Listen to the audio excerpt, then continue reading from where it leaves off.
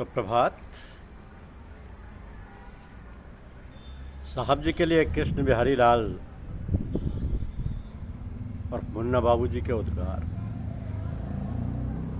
साहब जी के लिए कृष्ण बिहारी लाल और मुन्ना बाबू जी के उद्गार। परम पूज्य भाई साहब श्री राणा जी मेरे जन्म से पहले ही परम पूज्य बाबू जी साहब के पास आ गए थे, अपने सदगुरुदेव के पास। पूज्य भाई साहब का पदार्पण सन 1925 में हुआ था, जबकि मेरा जन्म नवरात्रि की तीज को सन 1936 में हुआ था तथा मुझे पूज्य वर ने गोद में खिलाया। मुझे लोग प्यार से मुन्ना बाबू कहकर पुकारते थे। मैं थोड़ा जिद्दी स्वभाव का था, मगर भाई साहब मेरी हर जिद को प्रेमपूर्वक पूरा भी कर देते थे। एक बार मैंने भाई साहब से झांकी दिखाने हेतु फरीदाबाद चलने को कहा। भाई साहब ने बाबूजी से मंजूरी के लिए कहा। मैं बाबूजी के पीछे पड़ गया। उन्होंने मंजूरी प्रदान कर दी। मेरे साथ भाई साहब के अलावा भाई साहब श्री ज्ञानचंद जी वशिष्ठ व शांति स्वरूप जी वशिष्ठ आदि और भी कुछ भाई झांकी देखने गए। भाई साहब ने एक आने की मूंगफली दिलाई। इसी प्रकार फरीदाबाद से वापसी में भी दिलाई। मूंगफली खाता हुआ पैदल ही गया तथा झांकी देखकर पैदल ही वापस रात को करीब 1 बजे आया। इस प्रकार भाई साहब के सानिध्य का असर यह था कि कोई थकावट भी महसूस नहीं हुई। मेरी जिद के कारण भाई साहब ने काफ़ी कष्ट उठाया। यह उनकी दया व प्रेम था जो आज भी आंखों में समाया हुआ है। मुझे शेर व शायरी का बहुत शौक था और अब भी है। शौक था तो एक बार बाबूजी की समाधि का गुंबद बन रहा था। मई का महीना था, गर्मी व धूप अपने शवाब पर थे। भाई साहब सड़क पर बैठे गुंबद को देख रहे थे। एक भाई छाता लगाए तथा कुछ भाई धूप में खड़े उनका दीदार कर रहे थे। एक भाई ने मुझसे कहा, चाचा जी साहब को उठाइए, धूप बहुत तेज है। चाचा जी साहब को उठाइए, धूप बहुत तेज है। उस समय भाई साहब हाथों को इस प्रकार मल रहे थे जैसे नमाज से पहले वजू के लिए किया जाता है, और उनकी नज़र गुंबद पर थी। मैं पास जाकर बैठ गया। भाई साहब ने मुझे तिरछी नज़र से देखा। मैंने कहा, भाई साहब एक शेर शेर याद आ गया। आज्ञा मिली कि सुनाओ। मैंने शेर पढ़ा कि नमाज आकर पढ़ी गैरों ने यारों मेरी मैयत की, मरे थे जिनकी खातिर हम रहे बैठे वजू करते। भाई साहब ने दोनों हाथ अलग किए और मुस्कुराते हुए अंदर आ गए। एक बार मैं खुदागंज आश्रम पर गया। उस समय भाई साहब कोई अंग्रेज जी का नॉवल बरामदे में बैठकर पढ़ रहे थे। मैंने पैर छुए तो भाई साहब ने कहा, मुन्ना बाबू क्या हाल है? मेरे मुख से निकल गया, आपका हाल बताऊं या अपना? इतना सुनते ही किताब बंद कर कहा, पहले अपना हाल बताओ फिर मेरा।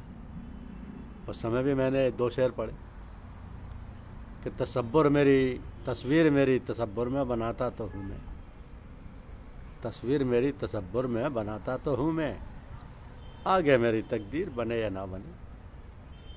उसके बाद मैंने कहा, राणा जी नाम का कोई व्यक्ति संसार में है ही नहीं, वह तो अपने पीर में फना हो चुके हैं, उनका अपना कोई वजूद नहीं। फिर ये शेर पढ़ा कि इस कदर बढ़ गई है जो से तलब में बेखुदी अपनी, इस कदर बढ़ गई है जो से तलब में बेखुदी अपनी, तो मैं जब देखना चाहा तो सूरत देख ली अपनी डायरी मंगाकर ये दोनों शेर व अर्थ उसमें लिखवाए। इस प्रकार भाई साहब से मेरी अक्सर बातचीत हुआ करती थी। मेरे बड़े भाई स्वर्गीय राम बिहारी लाल जी का सन 1952 में स्वर्गवास हो गया था।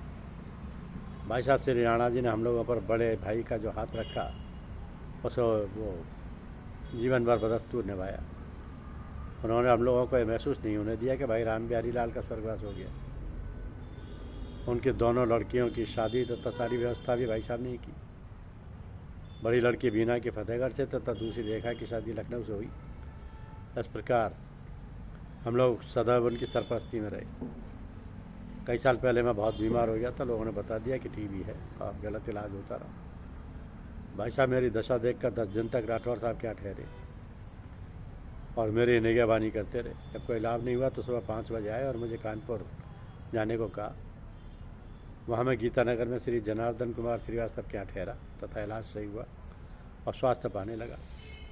तो जनार्दन और उसकी पत्नी ने हम लोगों को बहुत आराम रहा। उन लोगों ने पूरी लगन से मेरी सेवा की। फतेहगढ़ में बीमारी के कारण रात भर जाग कर काटना पड़ा।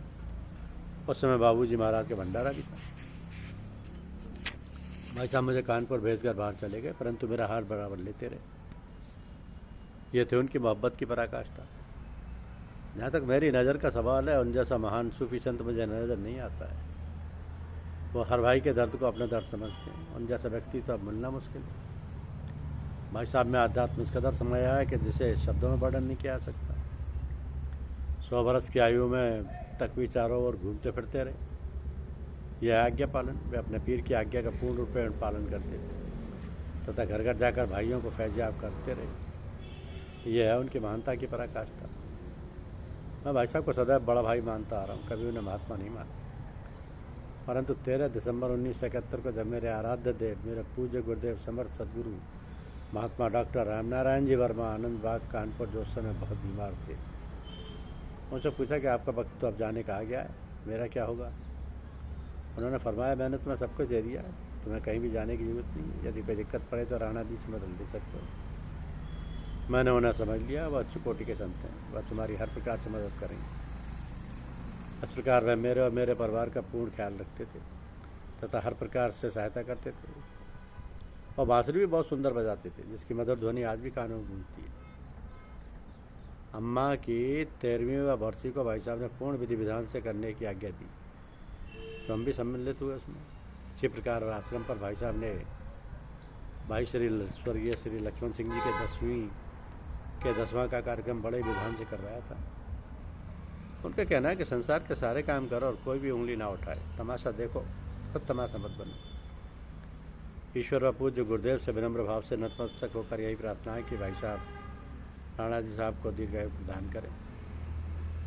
उनका आशीष भरा हाथ हम सब पर, सब भाइयों के सर पर बना रहे। एक बार भाई साहब ने लखनऊ में मुझे डांट दिया था। मैं सोच रहा था कि मुझे डांट बिना गलती कहीं पड़ गई।